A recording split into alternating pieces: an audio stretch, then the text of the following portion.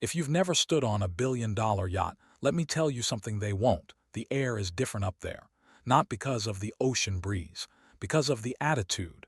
Because when you walk aboard in jeans and quiet shoes, no glitter, no diamond heels, people don't see you. They see a problem. I didn't come for champagne, I came for peace. But that's not what I got.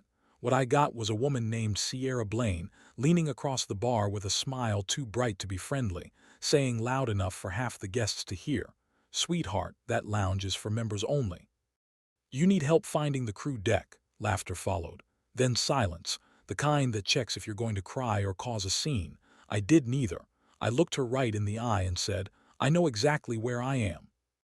And the part that none of them knew, not yet, was that they were sitting on my dock, sipping wine on my paperwork, anchored in a bay with my name on the deed. But they'd learn, one mistake at a time.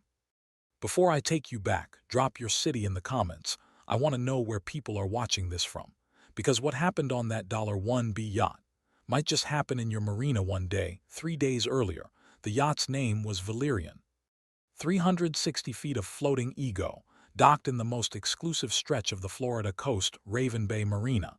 It was the kind of place where boats didn't just float, they performed, where billionaires waved at each other with pinky rings, and where guests like me didn't belong, except I did. Sort of, technically. The invitation was emailed by Tristan Morrow, the yacht's media liaison.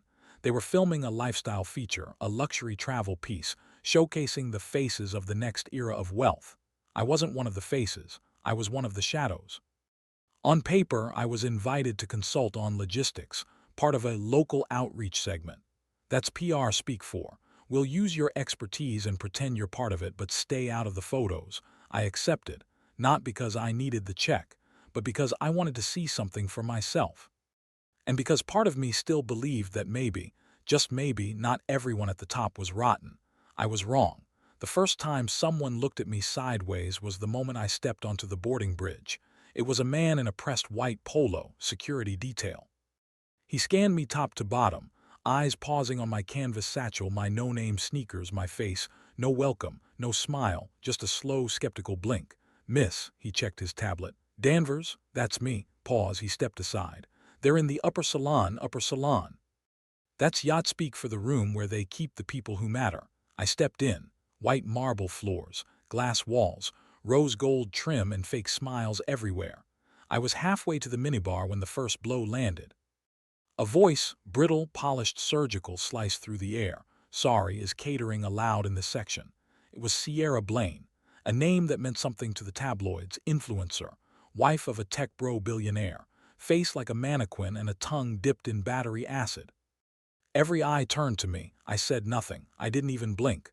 But that didn't stop her. She kept going. "You just look a little confused," she said, smiling now. "Did you need to speak to one of the deckhands?" Someone chuckled.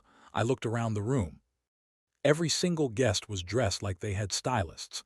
I had come from the Marina office, wearing a button-down shirt and dark jeans, clean, nothing flashy, just real. Apparently, that was offensive. A younger man in the corner, maybe 28, glasses, awkward, looked up from his phone and started to say something, but Sierra cut him off. "You should really check in with Tristan," she said, pouring herself champagne. "He handles access," and there it was. The not-so-subtle way of saying, "You're not one of us." I turned to leave, not because they'd won, but because I wasn't going to give them the scene they wanted. But I didn't leave, not fully. Because just as I turned toward the stairs, one of the crew members, an older man, tall, lined face, gave me the smallest, sharpest nod. It was subtle, but I caught it. He recognized me, and that changed everything. Later that night, I stood on the lower deck watching the water turn black beneath the moon. That's when Tristan Morrow found me.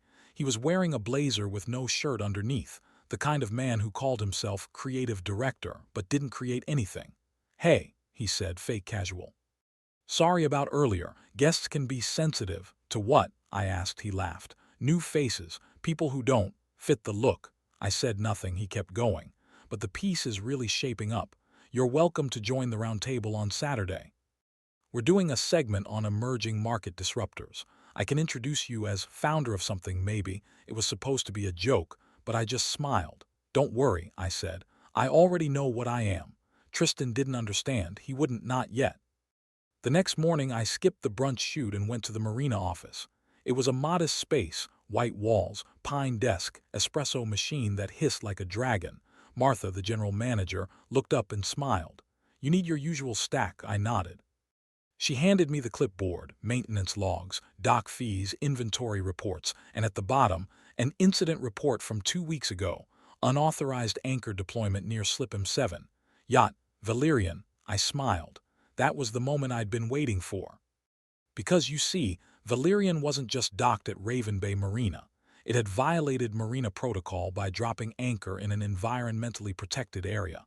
A fine was issued. No response. Because the owner, or at least the apparent owner, didn't think anyone would enforce it. That's where I came in. I walked back toward the yacht carrying the clipboard under one arm and a quiet storm in my chest.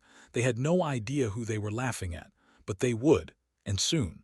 There's a sound yachts make when they're too proud to rock with the tide. It's not loud, just a low creaking beneath the polished decks, like the hull is resisting the very water that carries it. That's how the Valerian felt the next morning, beautiful, towering, but fighting everything that held it up, and the people aboard weren't much different. Sierra Blaine greeted the morning in a satin robe and mirrored sunglasses, despite being indoors. She was already surrounded by a film crew, sipping an $18 green juice she didn't order and wouldn't finish.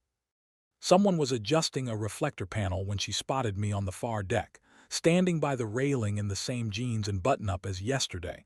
Her expression curdled instantly.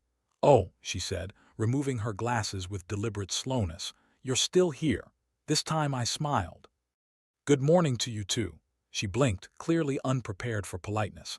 I could see her eyes scanning me again. Still the same unbranded clothes, still no high heels, still no spray tan, and still not leaving. I turned and walked toward the engine room stairwell, down into the belly of the yacht where the crew stayed. It smelled like salt and grease, and the kind of hard work no one on the upper decks ever acknowledged. I found him there, the older crewman who had nodded at me the day before.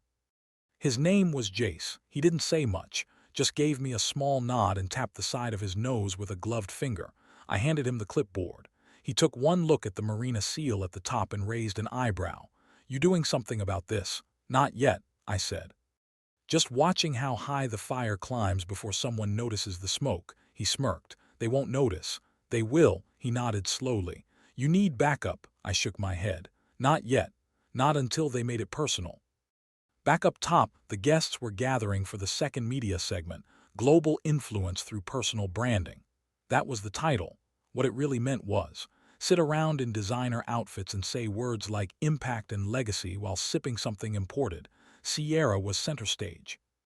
Again, Tristan Morrow hovered nearby, coordinating angles, making sure the shot captured her gold Cartier bracelet when she held her glass. I stayed on the fringe, watching, listening, waiting. The moment came when a young woman, clearly new, maybe 24, probably an assistant or intern, stepped forward with a question for the group. She had a slight tremble in her voice. "I just wanted to ask, what advice would you give someone who's not from this world? Who doesn't have money or connections?" It was sincere and vulnerable, the kind of question that slices through all the brand filters. Sierra smiled sweetly, then delivered the blade. "Well," she said, "I'd probably suggest starting smaller, like internships or administrative work. There's value in humility before aiming too high." Everyone chuckled politely. The girl's smile faltered. I felt something shift in my chest. It wasn't rage. It was something colder, older, deeper. I stepped forward and said, "That's interesting advice." Sierra turned surprised. I continued, "Because I've found the fastest way to learn what people think of you is to stand next to them in silence and watch what makes them uncomfortable." Sierra blinked. The girl looked at me with wide eyes. Tristan cleared his throat, stepping in like a referee. "Let's move on to the next question, shall we?" But it was too late. A new mood had settled in the room, one of unease, because for the first time someone had pushed back, gently, but unmistakably. After the segment, while most guests went below deck to change for the Sunset Champagne cruise, I stayed behind.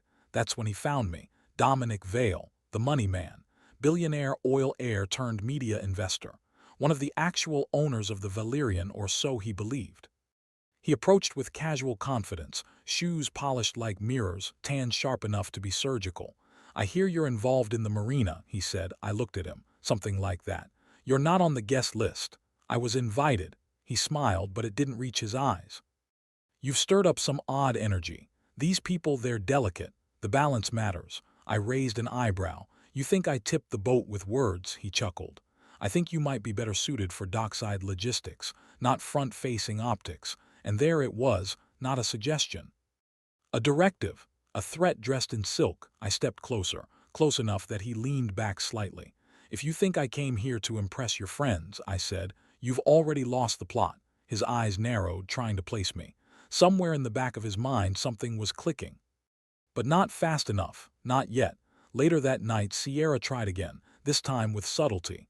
I was walking past the upper deck bar when she intercepted me, holding out a crystal flute of champagne. Truce, she asked. I took the glass, tipped it, didn't drink. You're not what I expected, she said. What did you expect? Someone grateful. I smiled, then handed the glass back. You should work on your instincts, and walked away. Her stare burned between my shoulder blades, but I didn't turn. Let them stew in confusion. Let the silence grow louder than any answer I could give. Because that's how you trap the elite, not with noise, but with poise, with presence, with patience. The next morning, the Valyrian received a formal notice of violation from the Raven Bay Marina office, unsigned, unstamped. Just a folded document slipped into the guest lounge mailbox. Sierra read it first. She didn't understand it, not fully, but she recognized the insignia, the Raven Bay trident. She took it to Tristan. Tristan took it to Dominic. And Dominic took it to the one man he knew would know what to do, the Marina owner. Problem was, he had no idea she was already aboard. That afternoon, I stood at the edge of the swim deck, watching the tenders drift lazily across the water. The wind was picking up. Storm clouds gathering on the edge of the horizon. That's when Martha called. Her voice was calm but firm.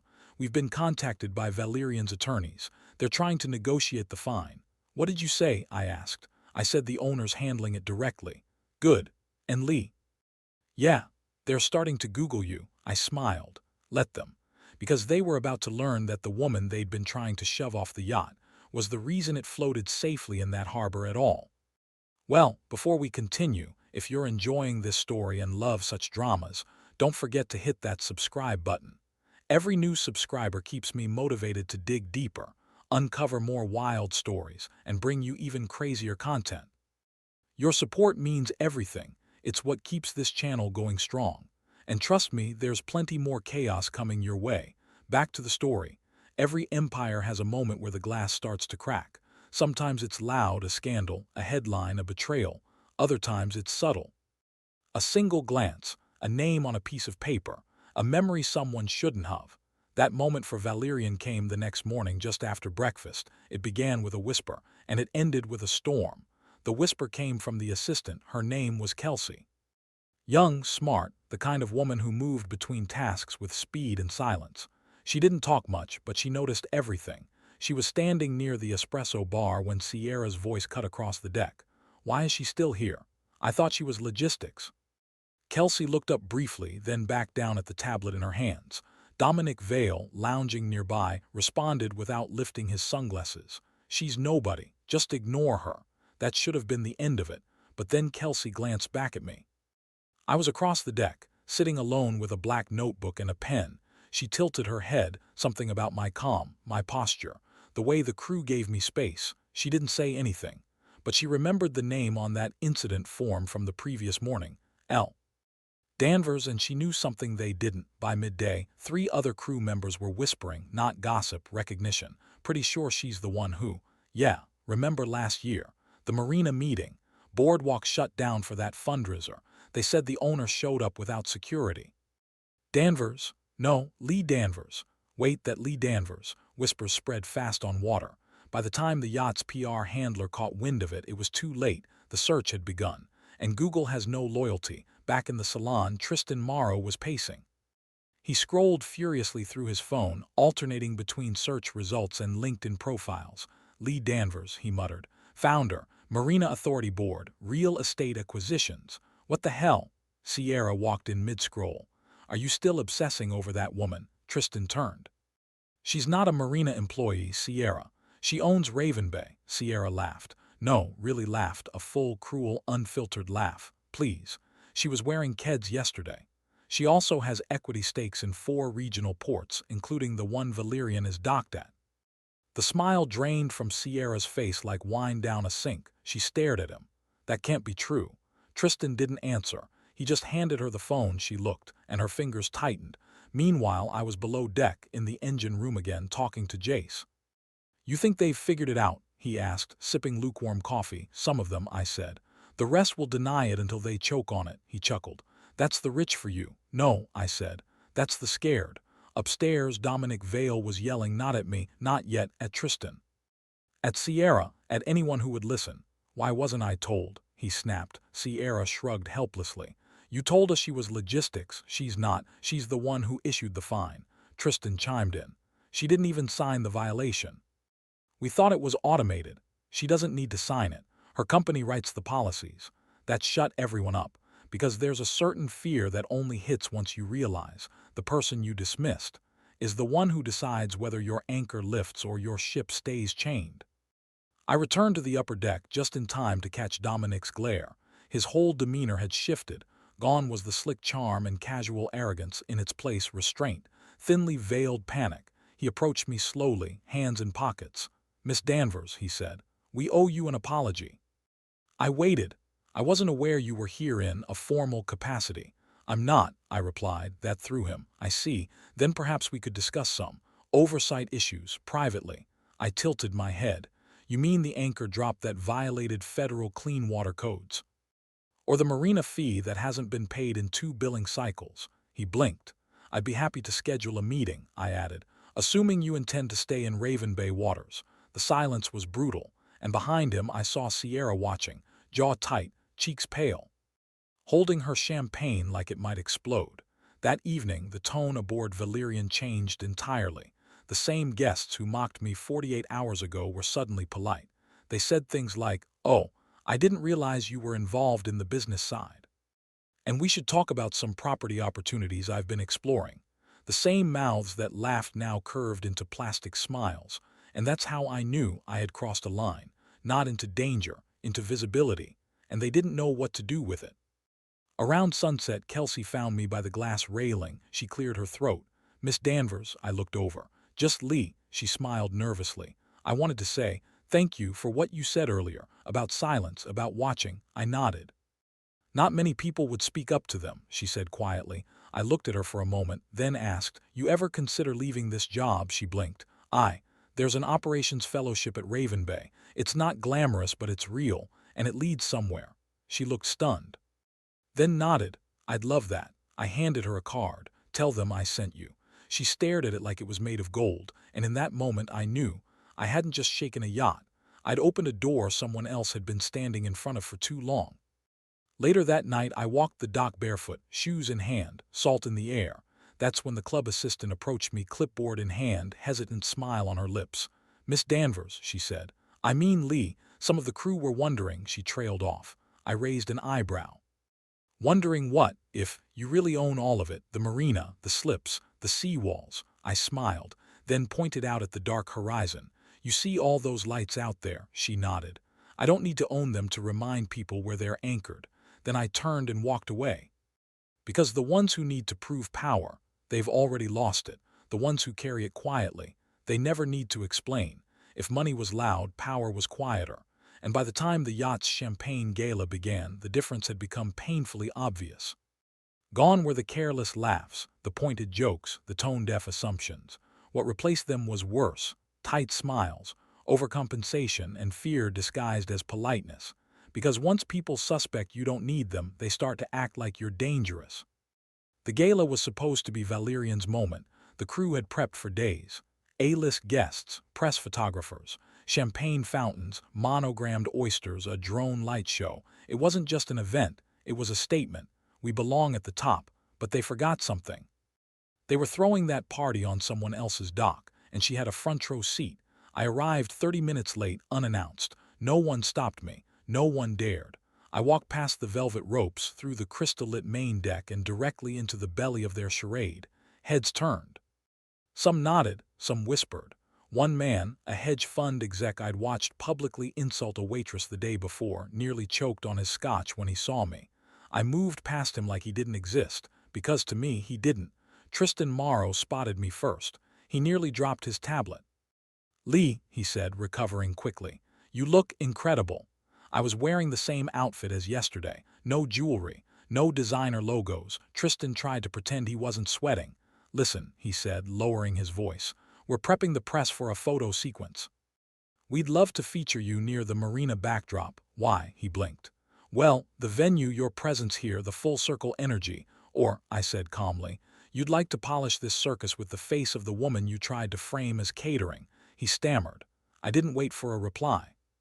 I just said, "Keep my name out of your press packets. This isn't my show, I'm just here for the fireworks." And I left him standing there, mouth half open, trying to figure out how he'd lost control of his own script. Outside, the music swelled. Guests clinked glasses. Laughter rang through the deck, too loud, too forced. That's when Sierra Blaine made her move. She approached me on the mid-deck, eyes locked, smile honed like a scalpel. "Lee," she said, tone syrupy, "I've been meaning to talk to you." I nodded slowly. "About what?" Her eyes flicked around to make sure people were watching, then back to me. "I just think we may have gotten off on the wrong foot," she said, placing a manicured hand on my forearm. I didn't pull away, but I didn't smile either. "I didn't realize who you were," she continued, voice low now. "If I had, I would've pretended better." Her eyes flashed, but only for a second. She recovered quickly. "I just think in elite spaces, reputation matters. Relationships matter. There's room for all of us as long as we're clear about who's who." I took a long breath, then looked her directly in the eye. "You mistook silence for permission. That was your first mistake. The second, thinking I ever wanted a seat at your table." Sierra's smile faltered. "You're very sure of yourself." "I've had to be." She stepped back slightly, trying to hold on to her poise. "Then enjoy the view," she said flatly. "I built it." I didn't laugh. I didn't flinch. I just said, "No, Sierra, I built the dock. You just rented the view." Then I walked away. Not fast, not dramatic, just steady. And when I glanced back, she was still standing there, glass trembling slightly in her hand, unable to make the crowd laugh with her anymore, because the room had changed, and she wasn't the gravity anymore. Inside, the yacht sponsor team had gathered in a makeshift media tent, looking increasingly uneasy. One of the executives, a marketing VP for a luxury brand, was on the phone with legal. "Look," she hissed, "if she really owns the marina and we're not paying proper location licensing, we're exposed." Another exec, pale and sweating, chimed in. "She's not suing. She's not doing anything. That's worse." They didn't understand it. Why wouldn't someone that powerful flex? Why didn't she storm in with lawyers? Why didn't she post receipts? They didn't know how to handle restraint, because the only power they respected was the kind that made noise, the kind that silenced them, that shook them to their core by doing absolutely nothing, that terrified them. Meanwhile, I returned to the lower deck where the crew gathered, invisible to the guests, indispensable to the experience. Jace was there, of course, sipping something brown from a paper cup. "You're making people nervous," he said without looking up. "They're used to being worshipped." He chuckled. "They're not sure if they should ask for forgiveness or a job." I raised an eyebrow. "Which would you recommend?" He looked at me, eyes sharp. "Neither. Make them sit with it." As the sky darkened, the drone show began. Lights danced in the clouds. Shapes of sails, logos, abstract wealth symbols. People clapped. A string quartet played on the rear deck. It was beautiful, grand, perfectly empty. And I stood alone near the marina edge, watching it all from a distance, not jealous, not proud, just still. Because when you've been dismissed enough times, even success feels quiet, especially when you no longer need it. At exactly 9:57 p.m., Dominic Vale approached me, again. He had changed into a tuxedo jacket, undone at the collar, but the mask he wore was gone. "I underestimated you," he said.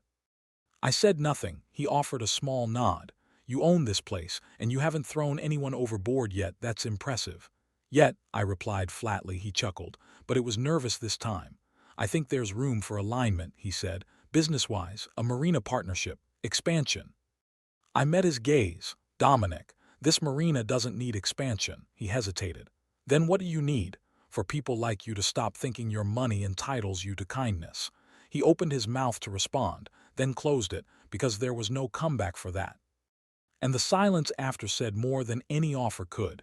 Just before midnight, as the last guest stumbled toward car services and the crew packed up the last crystal flute, Kelsey approached me again. She looked different now, lighter, braver. "I gave notice," she said. I raised an eyebrow.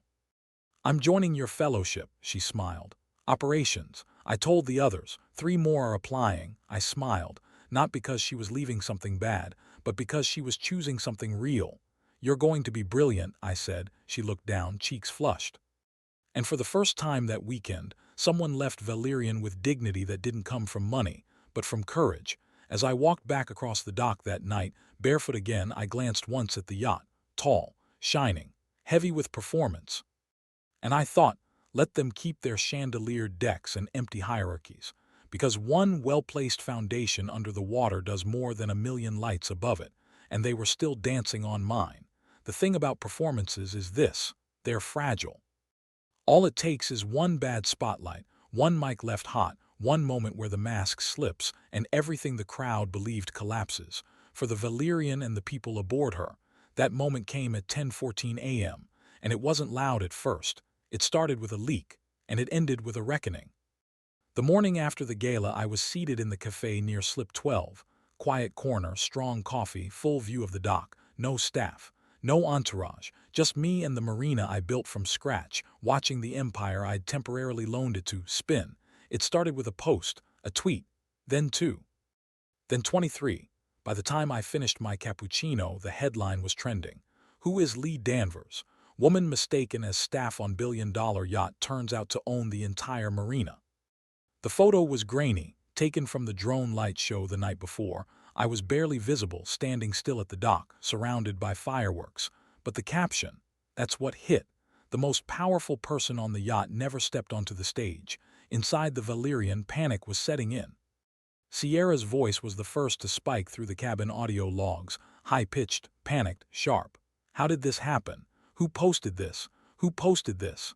Tristan scrambled, phone in hand, trying to do damage control. Dominic Vale stood frozen at the center table, eyes locked on his own phone screen. The sponsor group chat was already blowing up. Why weren't we told? Pull the press materials now. Who is managing this narrative? But it was too late. Because once a story like that breaks, once the public realizes the underdog was never under at all, you can't put the mask back on. The internet remembers, and it was eating them alive. I didn't post it, never needed to. Someone on the crew had filmed Sierra's first insult to me. "There is catering allowed here" moment. They clipped it, captioned it, posted it, and then they revealed who I really was, not for money, not for likes, but because some people still know what justice looks like. By noon, 3 blogs had run exposés. By 1 p.m., my email was full of requests for comment. I declined them all. Silence was still my sharpest weapon. That's when the yacht's internal team did what panicked people always do. They made it worse. At 1:47 p.m., Sierra tried to recover. She posted a blurry photo of us standing side by side at the gala, her smile forced, mine non-existent. "Had the pleasure of meeting the incredible at Lee Danvers at last night's Raven Bay celebration. A true powerhouse woman and inspiration." Comments: "Girl, you called her catering. She owned the dock you danced on. Delete this and log out." Within 12 minutes the post was deleted, but the screenshots had already spread. People weren't just angry, they were invested. They wanted the truth. And Sierra had just confirmed she didn't know how to face it. Back on the yacht, Dominic held a closed-door meeting. Tristan, Sierra, Kelsey, who was still finishing her final shift, and a few sponsor reps. "I want a conversation with Miss Danvers," Dominic said firmly. Sierra scoffed. "To do what? Apologize?" "Yes." Sierra laughed, the kind of laugh that doesn't reach the chest, just the throat. "We're not going to beg the woman who ambushed us." "She didn't ambush anything," Kelsey said quietly. Sierra's head snapped. "What?" Kelsey stood still. She didn't flinch. "She didn't come here to embarrass anyone. She came to observe. You did the rest." The room went still. Tristan coughed. Dominic leaned forward, eyes locked on Kelsey. "Can you reach her?" She nodded. Dominic said just one word: "Try." When the knock came at the cafe, I already knew who it would be. Kelsey stood at the door, unsure. I nodded toward the seat across from me. She sat. "They want to talk," she said. "Of course they do. They want to apologize." "You think they mean it?" Kelsey didn't answer. Because she knew the truth. This wasn't about remorse, it was about reputation. I stirred my coffee once, then said, "Let them come to me, no cameras, no entourage, and no control." She nodded, "I'll tell them." An hour later they arrived, Dominic, Tristan, and Sierra, no security. No sunglasses, no filters, just three people who'd built empires on image, walking into a quiet cafe owned by the woman who didn't need one. They sat down. No one spoke for a long moment. Then Dominic leaned forward. "I want to start by saying we failed." I stayed silent. He continued. "We made assumptions. We treated you like background, and now we understand you were the entire frame. That was well rehearsed, too clean, so I asked, 'Would you be saying this if the cameras weren't watching?'" Sierra stiffened. "I didn't know who you were," she said finally. "I know. I just thought you thought poor, you thought invisible." Her lips pressed thin. "You made a scene," she whispered. I shook my head. "I didn't make a scene. I stood still and let the truth do its job." Tristan nodded slowly. "What do you want from us?" I looked each of them in the eye. "Nothing." Their expressions twisted, Sierra's especially. "You don't want a statement, a payment, to go viral." I already did. And with that I stood, pulled out a folded envelope from my coat pocket, dropped it on the table. They opened it. Inside, a copy of their unpaid Marina violation, now triple fine due to publicity exposure and contract breach. Sierra scoffed. "That's it," I smiled. "You disrespected the doc, that's what you owe, but the reputation you lost, that's on you." I left them there, staring at paper they couldn't throw away. Because for once the bill wasn't metaphorical, and they had to pay. That night I sat on the edge of the pier, legs dangling off the side, listening to the waves knock gently against the seawall. Behind me, Valerian was still docked. But quieter now, less proud, more grounded, like it knew the tide had turned. And tomorrow they'd sail out pretending nothing happened, but the crew would remember, the sponsors would remember, and the Marina would never forget. Because power doesn't scream. It doesn't pose, it doesn't hashtag. Sometimes it just watches, waits, and lets the truth hit like a tide you never saw coming. By dawn the Valerian was gone, no farewell, no press release, no attempt to reclaim the spotlight. Just a 360-foot yacht cutting quietly through Raven Bay waters, like a guest that overstayed its welcome and finally realized it. But its wake remained, in the conversations on the dock, in the staff who walked taller, and in one clipboard sitting quietly in the Marina office, marked "Paid in Full." That more than anything made me smile, because it meant they understood now. You don't just pay to dock, you pay to disrespect and expect immunity. And this time they didn't get away with it. It would have been easy to do interviews, to go viral again, to bask in the glow of public validation. But I didn't want that, I never had. What I wanted was what came next, something smaller, something real, something that would outlast the likes of Sierra Blaine and Dominic Vale. At 9:03 a.m., Kelsey arrived. She wasn't in uniform anymore. She wore jeans, a navy blazer, hair tied back, no makeup, no forced smile, just intention. She stood at the front desk of the operations wing with a folder in her hand and a slight tremble in her fingers.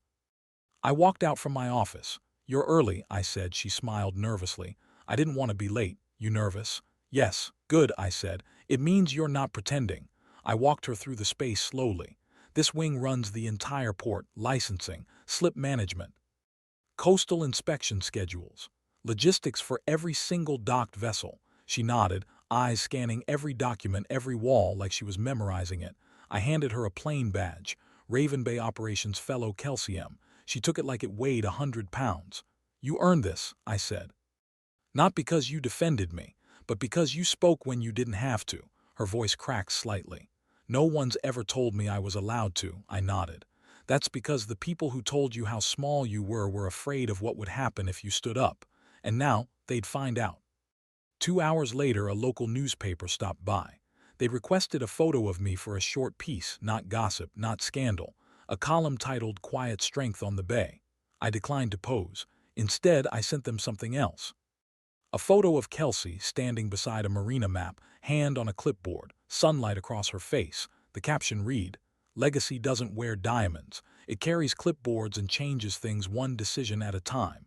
The photo went viral, not because it was flashy, but because people could see themselves in her and in me, and in the idea that power doesn't always need to be seen to change the room. The following week, I got a letter, mailed handwritten. No return address, but I knew the handwriting. It was from Jace. He'd resigned. Said it was time. Said the industry had changed, but his spine hadn't. Said that seeing me walk through that yacht without raising my voice had reminded him that strength isn't volume, it's control. He ended the note with, "Next time you open a marina, give me a call. I'll sweep the docks just to say I helped build it." I kept the letter on my desk, right next to my father's compass, the one that always pointed home. By month's end, something else shifted. The marina's board had quietly restructured. 2 members stepped down after internal votes. One had previously called Kelsey replaceable. Another had questioned my refusal to monetize the drama. Both were gone. In their place, we brought on new voices, dockhands, maintenance leads, one marine biologist with a passion for eco-regulation enforcement, none of them rich. All of them powerful. One afternoon, I took Kelsey out on the water, not in a yacht but in a tiny skiff. No camera crews, no music, just the sound of salt water and wind. We floated past the now-famous slip where the Valerian had once docked. Kelsey looked over at me. "They'll forget soon, won't they? The internet might. But the people," I shook my head, "they won't forget how it felt to watch someone get up from the dirt without throwing it back. That kind of thing, it roots itself." She looked down, then said something I didn't expect. "I've started writing about all of it quietly." I smiled. "Good. Do you think anyone will read it?" "No," I said. "Not until it's exactly what they need to hear." She laughed, then asked the question she hadn't dared to ask all month. "Why didn't you shut them down, Sierra? Dominic?" She nodded. I thought about it, then answered honestly. Because if I had crushed them, they would have blamed me forever. But by letting them collapse under their own pride, they had to live with it. That was the real power, not in revenge. In letting the lessons sting deep enough to rewrite them, or leave them behind. 2 months passed. The noise faded. Sierra quietly deleted most of her accounts. Dominic invested in a different coastal venture and issued a vague public statement about mutual respect in maritime culture. And me, I got a call from someone unexpected. A girl from a different marina out west, she said. "I heard what happened. I printed out the news articles and pinned them in the staff room. It changed the way we talked to each other." I thanked her, hung up, then sat alone for a moment. Because that's when it really landed. This story had stopped being mine. It had become something else. A mirror, a spark, a line in the sand where people realized quiet isn't weak, it's deliberate. And sometimes the most powerful thing you can do is let them talk while you build. One last thing happened before the season ended. Kelsey knocked on my office door. "Someone's here to see you." "Who?" She smiled, then stepped aside, and there he was, Dominic Vale, dressed modestly, no entourage. He walked in slowly. "I'm not here to talk," he said. "I'm just here to say thank you." "For what?" "For not destroying us." I studied him, then said, "I didn't protect you. You were just small enough that crushing you wasn't worth the mess." He nodded, took it, then left. No comeback, no defense. Just a man walking away with less than he came with, and that in itself was justice. That night I walked the dock barefoot one last time before the new storm season began. Kelsey joined me. She was quieter now, not nervous, just thoughtful. "What now?" she asked. I looked up at the stars, the same ones that had watched all of this unfold, and said, "Now we build better docks, docks that don't care what you wear, docks that don't bow to yachts, only to truth, docks that hold the kind of people who know how to hold each other upright." She nodded. And we walked on, 2 women, no entourage, no headlines, just steady steps, and the sound of an empire being rewritten not by shouting, but by staying. It was a Monday morning when the storm I thought had passed came roaring back, but this time it didn't come from the yacht crowd. It came from the media, not the quiet columnists or the local reporters who knew how to tell a story gently. No, this time it was a national anchor with perfect teeth and a gleam in her eye that said she didn't care what was true, only what would trend. And her headline was loud. "The Billionaire Marina Ghost. Why did Lee Danvers stay silent?" My phone lit up. 12 missed calls, 3 interview requests, dozens of DMs from people I hadn't heard from in years. And one text from Kelsey that just said, "They're trying to turn this into something it's not." She wasn't wrong. The piece dropped at 10:06 a.m. It wasn't an attack, not directly. It was worse. A repackaging. A glossy retelling of what happened aboard the Valerian, complete with dramatic music, pixelated photos of me on the dock, and phrases like reclusive magnate and power in plain clothes. They called me mysterious, elusive, even manipulative, not because I'd done anything, but because I hadn't, because I didn't speak, didn't react, didn't play the game, and in a world built on noise, my silence became dangerous. I sat with it for a while, let it wash over me. The temptation was there to issue a statement, to correct the record, to write one clean piece and shut it all down. But something stopped me, because it wasn't just my story anymore. People had made it theirs. Some woman in Oregon emailed the Marina saying, "Your story made me ask for the raise I was told I didn't deserve." A college senior sent a voice memo crying in gratitude, saying, "They always said I wasn't polished enough. Now I know why that made me powerful. This thing had grown legs, it had run beyond me, and now I had to decide, do I chase it or do I guide it?" That afternoon I met with Kelsey in the boardroom. She looked nervous, not for herself, for me. "You should say something," she said. "You're being rewritten." I nodded. "But not on their platform." She blinked. "You want to make your own?" "No," I said. "I want to give someone else a chance." Her head tilted. I slid a folder across the table. She opened it. Inside, a draft op-ed, not under my name, under hers. Kelsey M. Raven Bay Operations Fellow. She read the headline aloud. "The power of being overlooked. What the Valerian didn't teach me, but Lee did." Her eyes widened. "I can't." "You already did," I said. "You've been doing it since the day you stood between silence and dignity. But they'll want you. They'll get something better." 3 days later, her piece dropped, Medium, LinkedIn. 2 digital magazines picked it up within 24 hours. It wasn't a scandal. It wasn't glamorous. It was honest. She wrote about standing in silence while power moved past her, about watching wealth try to dictate worth, about what it meant to see someone take control without taking center stage. And the final paragraph, it hit like truth. "Lee Danvers never told me I was powerful. She showed me I already was." Sometimes the people we ignore are the ones who have been holding the door open all along. It went viral in a different way, not loud, but steady, and this time they couldn't twist it, because it wasn't about me anymore. It was about everyone. Still, the spotlight lingered. Old rivals popped up. One woman from a coastal city I hadn't been to in years posted an open letter titled, "I met Lee Danvers in 2017. She was cold then too." A hedge fund manager took to Twitter claiming, "Silence isn't strength, it's cowardice wrapped in mystery." Even Sierra Blaine, who'd gone quiet for months, resurfaced with a podcast teaser. "Everyone says she's humble. But what if she's just calculating?" That one made me laugh. Because here's what they never understood. When you're used to being the loudest in the room, silence feels like a threat. I didn't respond, not to any of them. Instead, I took the call from a small group of harbor directors, women from across the country, who wanted to form a new alliance for community-based port leadership. They didn't ask me to be the face. They asked me to help them build. I said yes. And we named it something Kelsey came up with, Anchor Light, a quiet title, a steady mission, support from below, leadership from behind. That's what the yachting world never taught us, but the dock always had. Around this time, something strange happened at Raven Bay.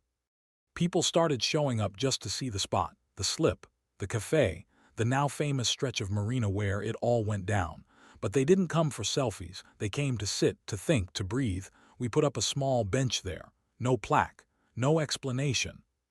Just a smooth cedar seat facing the water, and every few days someone left a note under it.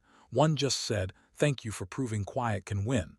Another said, "I told my boss I'm not catering to egos anymore. I signed it, Lee. I hope that's okay." It was more than okay. It was everything. One evening, Kelsey and I were walking the dock again. She'd grown into her voice since the op-ed, started leading team huddles, making calls, pushing back on arrogant clients without flinching. I looked over. "You ready for more?" She smirked. "I want a fleet." I laughed. "You're gonna own the ocean one day." "No," she said, thoughtful. "Just the space where people like us get to stand still and still be seen." That's when I knew she'd get it, all of it, because legacy isn't in the buildings. It's in the behavior we leave behind. A month later, I received a gift. No note, just a package delivered to the Marina office. Inside, a model yacht, an exact replica of the Valerian, except this one had no name on it, no gold, no polish, just one phrase engraved at the bottom: "The dock remembers." I didn't need to guess who sent it. Dominic Vale may have had money, but now he had a memory, one he'd never escape, and that was enough. Disappearing is an art form. Most people don't know how to do it. They storm off, they announce it, they leave trails begging to be followed. But real power, it leaves quietly, and when it returns, it's with purpose. 6 weeks after the op-ed went viral and the media storm tried to drag my name through a dozen narratives, I stopped answering calls, not out of fear, out of choice. No interviews, no quotes. No Woman of the Year panels or speaking engagements, just silence and space, because some growth needs stillness to take root, and I wasn't interested in being famous. I was interested in being effective. Behind the scenes, Anchor Light was taking shape. We didn't do press releases. We didn't buy ads. We just sent emails, dozens, then hundreds, to women in coastal operations, to Marina staffers, to port assistants who had been overlooked for years. The email was simple. You've held everything together long enough, ready to shape how it works, and the replies. They came like tidewater, slow, then all at once. I've been waiting for someone to say this. My boss takes credit for everything I build. They said I wasn't aggressive enough to lead. I'm still here. They're not. Within a month, we had 36 women committed. 2 months, 70. By the end of the quarter, 112. Every one of them had been passed over, talked down to, or dismissed. Every one of them was ready to build better docks, and I wasn't at the center. Kelsey was. She didn't want to be a figurehead. She wanted to change how things moved, and she did. While Anchor Light was rising, the luxury yachting industry was rattling, silently. You wouldn't see it in the headlines. But if you looked closely, in staffing changes, hiring patterns, new policy enforcement codes, you could see the fractures. Marina contracts started requiring equity audits. Dockside reporting channels were installed in 3 major ports. One CEO, who had publicly dismissed the Lee effect, was removed from his board after a leaked email surfaced calling staffers non-essential scenery. The message was clear. The quiet woman on the dock, she'd started something that couldn't be undone. I spent my days like I always had, walking the slips, talking to the crew, sitting alone with my coffee while the sun rose over hulls worth more than some cities. But something was shifting, and I could feel it. One morning, I received a visit from a woman I hadn't seen in years. Her name was Clara Ray. She was old guard, coastal real estate, high-net portfolio, once referred to me as promising but too reserved. She stepped onto the dock in heels too sharp for the boards and a white linen suit that caught the wind like a sail. "You've been busy," she said without smiling. I nodded. "Not enough to show off about." She handed me an envelope. "Then maybe you'll let someone else do it for you." Inside was a proposal, not for money, for a seat, a real one. North Atlantic Port Advisory Council Executive Strategic Chair, Community Reform Division. I raised an eyebrow. They never had a Community Reform Division. They do now. I looked up. Clara's expression didn't soften. But her eyes were different. "Things are changing," she said. "You can push it from here or from inside." I didn't answer right away, because it wasn't an easy yes. Later that day, I walked the perimeter of the marina like I used to when we were broke and barely afloat, before any of the glamour, before any of the quiet power. Just ropes, salt, and stubborn women trying to stay afloat in a world built to sink them. And I asked myself, if I step into that room, do I lose what made me powerful in the first place? The answer came from the wind, from the sound of hammers nearby, new docks being built by women I had once only hoped would find their voice.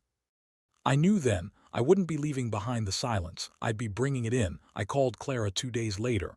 "Let's talk terms." She smiled through the phone. "I thought you'd say that." I didn't smile back. "Just know I'm not here to fit in." "Good," she said. "We've had enough of that." When the announcement came, it was quiet. A small press note. No photo. No headline grab. Just a line buried beneath logistics updates in the Maritime Journal. Lee Danvers appointed to NAPAC's newly formed Community Reform Division. The council cited her proven ability to restructure without rupture. Someone sent me a screenshot and said, "That might be the most polite way anyone's ever said she made the whole system nervous." I framed it, not the article, the text. Around the same time, something else happened. A marina in New England reached out. They wanted to rename one of their dry docks, not for money, not for PR, to honor the woman who, in their words, taught us to look again before we assume who belongs. They wanted to call it Slip Quiet. I declined. "Not yet," I said. There are still people waiting to be seen. Don't name it after me. Name it after the first woman on your team who calls out a lie and holds her ground. They understood. They agreed. 2 months later, I got a photo in my inbox. A doc, new sign, slip E. McKenna underneath, the first to speak, not the last to rise. Kelsey had nominated her. I printed that too, folded it up, kept it next to my father's compass and Jace's letter, because that's where real power belongs, next to memory, next to intention. Next to the parts of you that no title can ever own. There's one more thing, one last letter I haven't opened. It sits on my desk, unsealed, from someone anonymous, postmarked from Raven Bay. No name, no return address, just 4 words written in a strong, simple hand. You were always seen. I don't know who sent it. Maybe Kelsey, maybe one of the dock hands, maybe Sierra. Yes, even her. Because even those who pretend not to feel it know exactly when they've been changed by it. The North Atlantic Port Advisory Council didn't believe in applause, no handshakes, no welcome speeches, just a cold room with glass walls and a table long enough to separate countries. This wasn't like the dock. There was no ocean breeze here, no sound of ropes slapping masts or waves sloshing against concrete. Just clicks of pens, voices clipped by decades of authority, and chairs that didn't creak when you leaned forward. It was power, institutionalized and fluorescent lit, and I had just stepped into the middle of it. They didn't look up when I entered. 8 men, 2 women, all in their 60s or older. They sat with printed binders and untouched espresso cups, each nameplate placed with surgical precision. My nameplate, it was shorter than the others. Just said, Lee Danvers, Reform Division, one of them. A silver-haired man with a hard jaw and a reputation for financial realism. Didn't wait. We're not used to having field operators in strategic talks. I nodded. You'll get used to it. He raised an eyebrow. No credentials. My results are credentialed. A few heads turned. Someone cleared their throat. Another leaned back. The challenge had been made. Now they were watching to see if I'd blink. The first hour was routine, budget allotments, international docking standards. A new motion to delay green energy port transitions for another year. That's when I spoke up. I object to the delay. Silence. Chairman Whitmore, the man who hadn't looked at me once, finally turned his head. On what grounds? The same grounds we've been ignoring for too long. This council serves the ports serve the people. If we keep dragging our feet, we're not leaders, we're anchors. He blinked once. You think that kind of language builds trust? No, I said. I think it reveals truth. Another silence. Then laughter, but not the fun kind. The dry, tired kind that comes from knowing they've played this game longer than you've been alive. That's when the real blow came from across the table. A woman named Margaret, sharp suit, sharper eyes, leaned forward and said, "You built a moment, Lee. A powerful one, but moments fade. This table doesn't run on tweets. It runs on structure." I smiled, because I'd been waiting for that. You think I care about moments? My entire life was spent building structure no one noticed, until the moment exposed what your structure ignored. Margaret sat back. No comeback. But the room had shifted again, and I felt it. Some were unsettled, some were impressed. And one, a man who hadn't spoken all morning, scribbled something down. I made a note of that, because the quiet ones, they are always the ones listening for a real answer. After the session ended, Chairman Whitmore approached me in the hallway. No smile, just presence. "You're making people nervous," he said. "I'm not here to soothe anyone." He studied me. "You don't speak like a politician." "Because I'm not." "Then why are you here?" I paused. Then answered, "Because you let the loudest keep the wheel for too long, and they drove us in circles." He didn't respond, didn't need to. The look in his eyes said it all. He was calculating, still doubting, but the doubt was shrinking, and that was enough. That night, I didn't go back to the hotel. I took the train out to a nearby harbor, small, rusted, honest, the kind of place where the dock workers still wrote schedules on whiteboards and the office smelled like coffee and engine grease. They didn't know who I was, didn't care. Which made it the safest place in the world. I stood at the edge of the water and watched a boy, maybe 10 years old, help his grandfather tie a line around a piling. The boy messed it up, got the loop backward. The grandfather didn't scold him. He untied it and said, "Try again." The boy nodded, tried, tied it right. I watched for a long time because that was reform, not a policy, a process. The next morning my name was in a newsletter. not from the council, from a local port union. Headline: Raven Bay's Danvers disrupts tradition with truth bomb in strategic session. It was snarky, but the final paragraph hit like a tide. If even half of what Danvers brought to that table makes it into policy, the ports might actually start feeling like they belong to people again. I printed it, slipped it in my journal, and wrote one line beneath it: let them say she wasn't qualified. She came anyway. At the next session, no one questioned my seat. They questioned my proposals. But that was different. That was progress. I suggested a rotational review board made up of non-executive Marina leads. I proposed a yearly dockwalk audit, where each council member had to spend 48 hours shadowing a port assistant. And I called for independent reporting structures in every major harbor to give voice to the overlooked. One man scoffed. "You want us to wear steel-toed boots now?" I looked him in the eye. "I want you to understand who's carrying your legacy and how little you know about the weight." He stopped scoffing, started listening. Between sessions, I returned to Raven Bay. Back to the smell of salt and seaweed. Back to the dockhands who didn't care about council seats. Back to Kelsey, who had just taken over as full operations lead. She didn't even tell me. I found out through the staff memo. That's how I knew she was ready. She didn't want approval. She wanted impact. She hugged me when I arrived. "You still belong here," she said. "I know," I replied. "But now I belong there too," she smiled. And that smile, it wasn't admiration, it was recognition. That weekend, I held a quiet meeting on the dock with 5 other women from the Anchorlight group.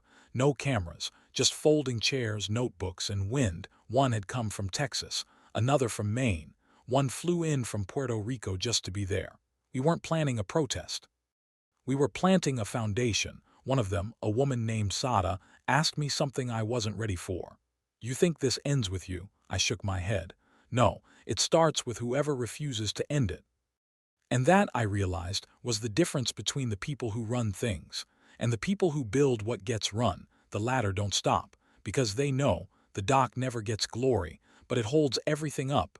The dock was quiet when I returned. No film crews, no billionaires.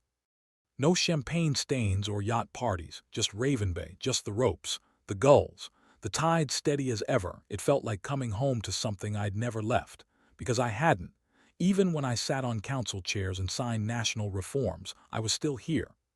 Still that same woman in quiet shoes, carrying clipboards through hallways that didn't recognize her, until they had no choice. Kelsey met me near slip 12. She was different now. Her voice had gravity, her stride unshaken. She didn't wait to be asked anymore. She made decisions.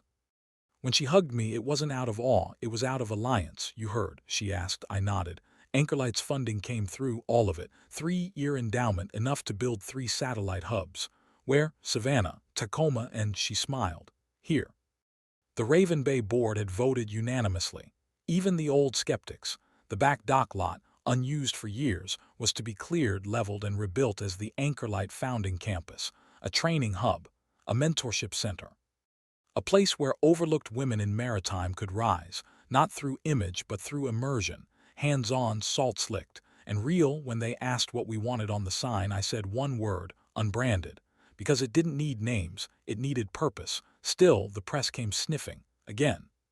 But this time I was ready. I didn't hide. I didn't pose. I sat across from one journalist, a young woman from a port town column who grew up stacking crates with her father. She didn't ask for drama. She asked one question: "What do you want to leave behind?" I paused, then told her the truth. "I don't want to be remembered. I want the systems that ignored women like me to forget how to function without them." She wrote it down, word for word. That was the only interview I gave, and the only one I needed. At the dedication event, there were no balloons. Just flags, tied to moorings, painted by the daughters of harbor workers. Each one carried a phrase spoken by someone Anchorlight had helped. One read: "They said I didn't look the part. Now I write the rules." Another said: "She made room for me without stepping aside." But the one that broke me, a small white square tied to the far piling, written in pen, crooked letters: "My mom says I can be in charge now." Later that night, I stood at the water's edge, alone, watching the moon light up the crests, thinking of the years I'd spent trying to earn a seat, trying to prove I wasn't small, trying to make them look again. And now I didn't need to be seen, because I had made others visible. That was the power no one could take. There's one thing I haven't told anyone, not Kelsey, not the board, not even the council. It happened weeks ago after that last storm swept through the Northeast. A letter arrived at the Marina. No return address, just a monogram on the flap. V inside, a simple note written in fountain pen on thick paper. It said, "Power is knowing when to build in the open and when to anchor in silence. You did both, respectfully, DV." It didn't take long to figure out Dominic Vale, the man who tried to own everything, only to be undone by the woman he once called logistics. He didn't grovel. He didn't rewrite history, he just acknowledged. And that was more than an apology, it was awareness. The first sign he'd finally learned where true weight lies. Not in noise, not in wealth, but in presence. Kelsey found me later, still holding the letter. She looked at it. Didn't ask, just said, "Legacy doesn't end at water's edge, does it?" I shook my head. "No, it flows out." "And if we built it right," I said, "it doesn't sink." The next morning I packed a bag, not to leave forever, just to drift for a while, visit the other Anchorlight sites. Listen, lift, learn. Before I left, I walked the length of the dock alone one last time, and when I got to the edge, I knelt down, pulled a small silver plaque from my coat pocket. No brand, no gold, just 5 engraved words. "The dock remembers who stood." I placed it under the bench. Out of sight, no one saw, but someday someone would find it. Maybe a girl who thought she didn't belong. Maybe a boy who thought power only shouted. Maybe someone like me, quiet, uncertain, holding the weight of dreams in hands calloused from lifting everyone else. And they'd read it. And they'd know, this isn't where the story ends, it's where it begins again.